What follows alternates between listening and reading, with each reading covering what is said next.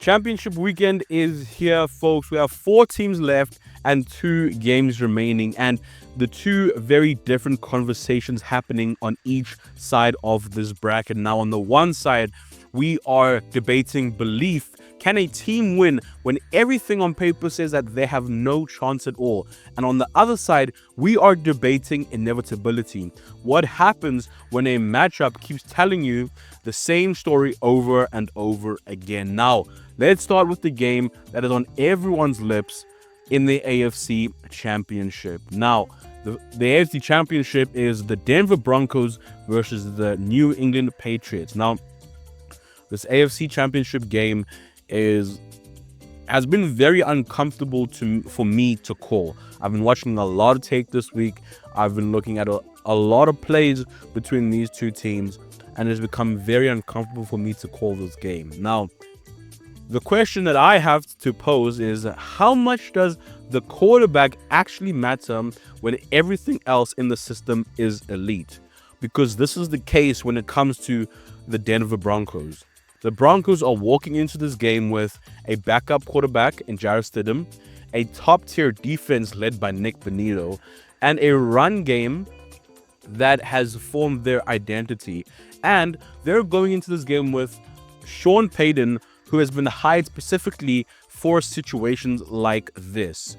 Meanwhile, New England counter with a rising star QB in Drake May, a defense that thrives off of confusions and disguise, and a team that has quietly become the most disciplined playoff team units in this year.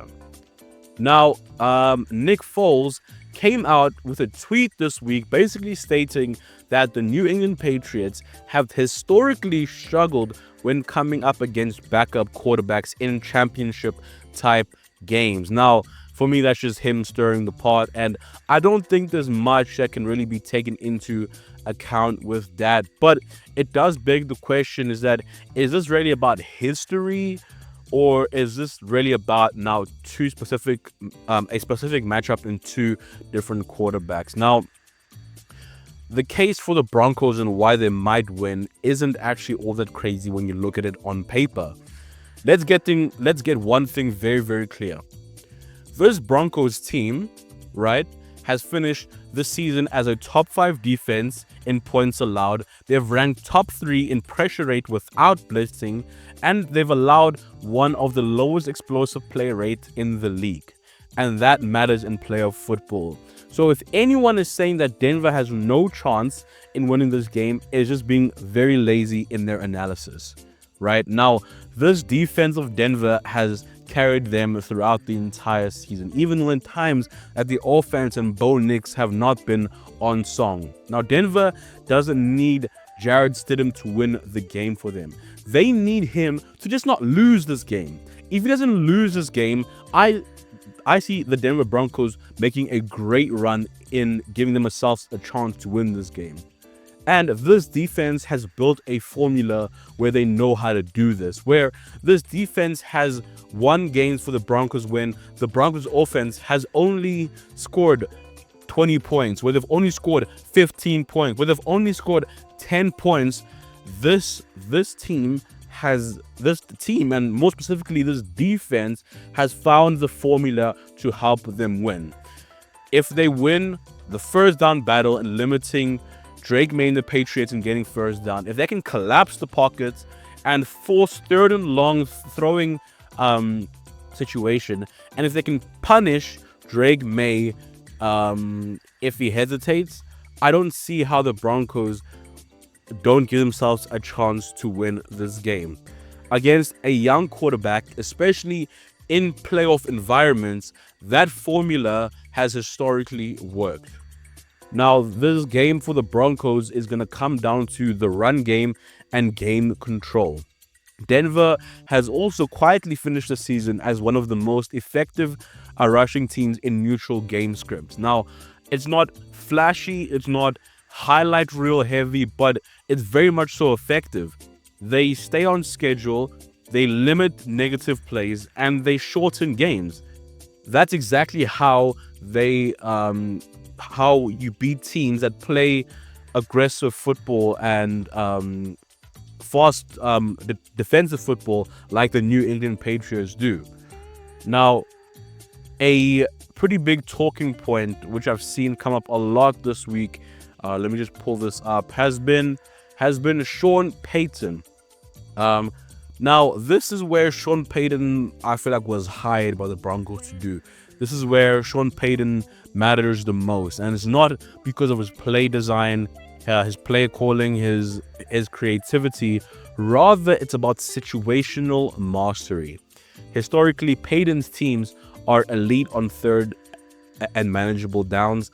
They rarely waste possessions, and they consistently steal points at the end of halves.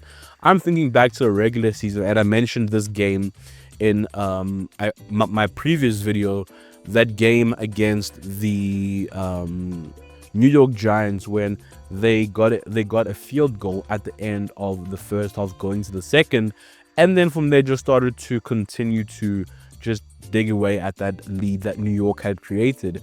And then also looking at the way that they managed the game against the Bills last week, when even though very stupidly Josh Allen was running around in the last play before the Broncos got a field goal, running around as if he had a loaf of bread in his hands or a garlic bread in his hands. And then they were able to force a fumble there and then retrieve the ball to then go and get 3 points before the end of the half. We've seen it time and time again that this team is able to surprise you when you least expect it. And I don't think that element of surprise, or that element of having the dog inside of them, disappears because they now have a new quarterback. But there are some hard truths that we need to come to grips with. Now, we have to be honest. The skepticism that people have isn't them just being haters. It's not disrespectful. I think looking at it on paper, it's mathematical. Jared Stidham has taken around 50 meaningful snaps all season. That's not backup quarterback territory. That is somebody who's just flat out rusty. Now, people have said many times that, not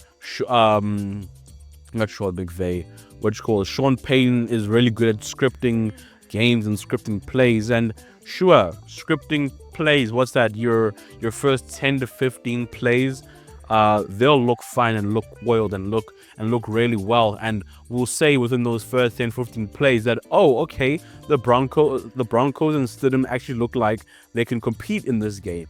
But those are plays that you've practiced all week, that you've designed to build rhythm, and that you've built off of what Stidham is comfortable with doing. But playoff games do not stay on script. New England will disguise their coverage at some point. Christian Gonzalez will press Stidham from the front. New England will adjust. And what do you do when it comes to a situation where Jared Stidham has to stand in the pocket and make a throw on a third and manageable, when he needs to be able to read the disguise that the New England Patriots give him? Sean Payton cannot throw the ball for him. He is going to need to, at some point, throw this ball. And I think that is the difference maker. This point that I'm about to touch on now, I've seen it come up quite a few times on Twitter and X.com rather. And I don't know if it really has much merit. Now, people are comparing the situation to the whole Nick Foles situation, where Nick Foles was a backup QB. But the Nick Foles comparisons sound good until you actually remember the timeline, right? Before Nick Foles' Super Bowl run, he threw for 27 touchdowns and two interceptions in a season, and had also an extensive stretch of elite players who accompanied him, and he had proven to be able to command an entire offense. Now, Jared Stidham has none of those things. So, no, this isn't disbelief, this isn't hating.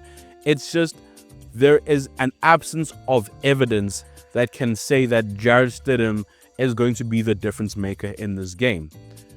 But now, there's not only, the factor of Jared Stidham, but We also have, on the other side, Drake May, the other quarterback, walking into this game.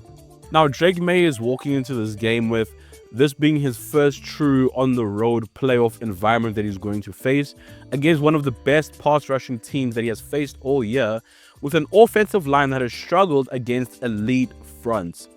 Now, New England line has allowed multiple 5-sack games this season. They have shown vulnerability to speed off of the edge, and they've struggled when forced into obvious passing downs. Now, Denver, I believe, will test this theory quite early on into the game. Now, if Denver forces early hits, turnovers, or even just makes Drake May hesitate, this game becomes a lot more tighter than what everyone is speaking it to be. It becomes a bit uncomfortable. My verdict, though, for this AFC Championship is Denver can for sure win this game, but only in one fashion. They must win the turnover battle, control the tempo through their run game, and keep Stidham under 25 attempts. And they need to force Drake May to play hero ball the entire day. If this becomes a clean, structured quarterback duel, bye-bye Denver Broncos and hello to the Super Bowl for the Patriots. But that being said, I am taking the Patriots in this AFC Championship game. Now, let us move on swiftly to the NFC Championship, which on paper, I think this is a lot more lopsided than what everyone's making it to seem. This is not a game about belief or hype or momentum. I think this is a game about a pattern and a pattern that we have seen this season, where the LA Rams versus the Seahawks, this isn't their first matchup. This is rather a trilogy. They've come up against each other twice as which was divisional rivals. They've come up against each other twice in the regular season. And looking at those two games, Matthew Stafford has thrown for 5 touchdowns, 0 interceptions, and over 450 yards per game combined. Now, Sam Darnold, on the other hand, he has thrown for 2 touchdowns, 6 interceptions, and has caused multiple momentum-killing mistakes. For example, like in the previous game where the game is tied up and he needs to go downfield and get a first down to push his team down the field. What does he do? He throws a pick. Game, set, and match done to the Rams. Now, that isn't a case because of the schemes that the teams play. Rather, this goes down to the QB play and QB matchup. Now, my other reason why I say that this Rams team, I believe, is going to win this matchup is we have a player in Puka Nacua who, in the first game, he had 7 catches and 75 yards.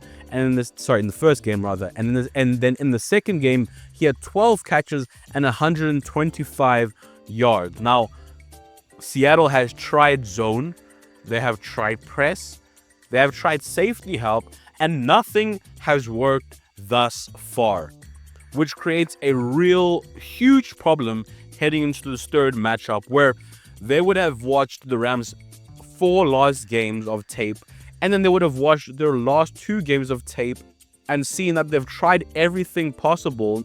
And what do you do and what do you change when nothing has worked? That is the question that Seattle is going to be asking themselves leading up to this game. Now, Seattle, for me, I feel like they're at a huge disadvantage. Now, this is a divisional matchup, and I think this divisional matchup favors a team with the better quarterback, the better player caller, and the team that has the most answers. And Sean McVay has answers. While Seattle, meanwhile, they have to scrap previous plays that they've used against the Rams. They have to install new coverage rules, and they have to trust adjustments that they haven't repped out extensively. This is dangerous territory walking into a championship game. Now, the only path, in my opinion, for Seattle is that, look, they can win this game, but it's going to be very, very uncomfortable. They have to get explosive plays on defense or special teams. They have to create short fields for themselves, and they need to force the Rams into mistakes and force them into third and long situations, which they can because Seattle has a great defense. Because if this becomes a clean drop-back game with Matthew Stafford diagnosing coverages and Puka Nacua being able to work off of leverage, it's game, set, and match. The Rams win this game all day of the week. Now, the Sam Darnold in this game needs to take this game by the horns and actually drive his team down the field to win the game. At some point, the Seahawks are going to have to ask Sam Darnold to play like Superman. He's going to need to be able to throw into tight windows. He's going to need to be able to win late downs and also be able to match scores with Matthew Stafford. This isn't an insult on Sam Darnold. He's one of my favorite quarterbacks in the league. That's the truth of this matchup. Seattle's good. Their defense is real. Their energy is very much so legitimate coming off of the week that they just had. But Matthew Stafford is playing the best football, or some of the best playoff football in his entire career. And he's playing at an MVP level. And when the Rams smell blood, I don't think that they are going to hesitate. McVay and Stafford are too experienced at this point in time to allow this opportunity to pass by them. So my verdict for the NFC championship game is that give me the Rams to win this game. Now, if you want a compelling Super Bowl, folks, I think it's going to be the Patriots versus the Rams, an MVP versus MVP candidate, youth versus experience. And it's not the safest matchup, but I think it is the cleanest matchup. But the one that actually answers a lot of questions. Now, that's the championship weekend, folks. We'll have full predictions, full matchup specific breakdowns, and we will be able to see how all of this lines up going into the weekend. I am so excited for these games. This has been the first time in a while as a Chiefs fan that I've not seen my team in the playoffs, but it's almost been a joy seeing other teams and being able to analyze other teams as well. So if y'all like the NFL, if you like American football, if you like sports content in general, make sure that you like this video, subscribe to my channel, and tell me about what you think is going to be happening in the weekend. Who do you think is making it through to the playoffs? Until next time, we'll see you later. Peace.